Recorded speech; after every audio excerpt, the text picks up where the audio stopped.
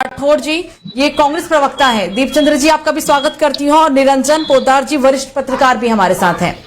चर्चा की शुरुआत करूंगी और सबसे पहले मैं आऊंगी दीपचंद्र जी आपके पास। राहुल गांधी कहते हैं कि देश में जो दुनिया में भारत लोकतंत्र जो हमारी डेमोक्रेसी है वो सबसे बड़ी है, ये झूठ है।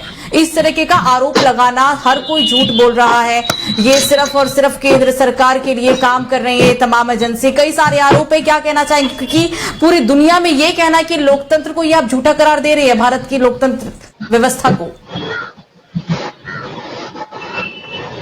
आदरणीय सुरभि जी, जो हमारे नेता राहुल गांधी ने कहा था कि आज लोकसभा चुनाव में दो शक्तियां मतलब लड़ाई, इन दो शक्तियों की लड़ाई है, बिल्कुल सही कहा था। देखिए आज किस तरह पूरी भारतीय जनता पार्टी हार के डर से बौखला गई है और उसकी बौखला डर से आखिरकार लोकतंत्र की हत्या करने की हद को उतर आई है। जिस तरह से Bharatiya Janata party erectile bond के जरिए हजारों करोड़ों रुपए का हिसाब चंदा खाने वाली पार्टी भारतीय जनता पार्टी ने लोकसभा चुनाव से ठीक पहले कांग्रेस पार्टी के बैंक अकाउंट फ्रीज कर दिए ताकि हम पैसों के अभाव में लोकसभा चुनाव नहीं लड़ पाए।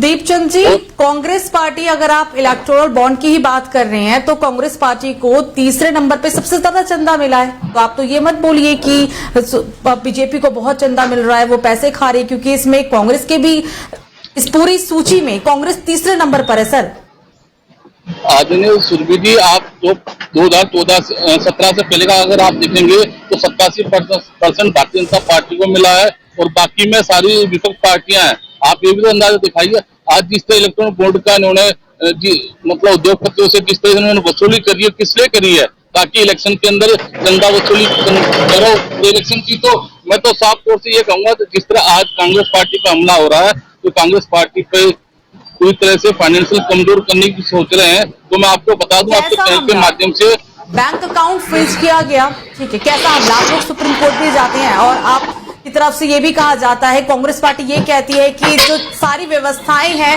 वो सिर्फ और सिर्फ बीजेपी के अधीन है, कोई भी संस्था निष्पक्ष तरीके से फैसले नहीं करती।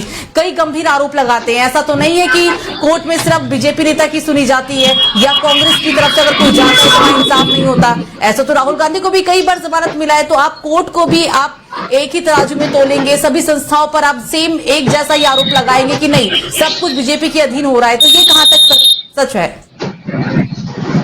आदरणीय सुरभि जी, मैं अपनी बात को पूरी करने दीजिए, उसके बाद आपका सवाल का जवाब भी दूंगा। देखिए, मैं कहने वाला हूं कि कांग्रेस पार्टी को पूरी तरह से फाइनेंशियल कमजोर किया जा रहा है ताकि हम इलेक्शन के अंदर कमजोर पड़े। लेकिन ये इलेक्शन की बात नहीं है, ये पूरे लोकतंत्र की बात है।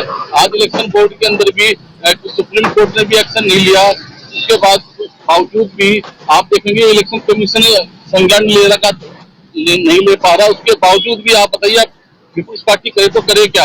लेकिन कहीं ना कहीं मैं आपको एक बात स्पष्ट चैनल के माध्यम से कहूंगा, जिस तरह भारतीय जनता पार्टी के नेता और इस देश के प्रधानमंत्री ये बात बोलते हैं कि विकसित भारत और आत्मनिर्भर की बात करते हैं, तो उनको पता है कि हम विकसित भारत और आत्मनिर्भर की बात तो जरूर कर रहे हैं, लेकिन इन दो मुद्दों को हम चुनाव नहीं जीत सकते, इसलिए ये हिंदू मुसलमान की बात करते हैं। मतलब और इनसे पूछेगा, बीजेपी से ये पूछेगा कि इनकी क्या योजना है, 1.5 GB डाटा और 880।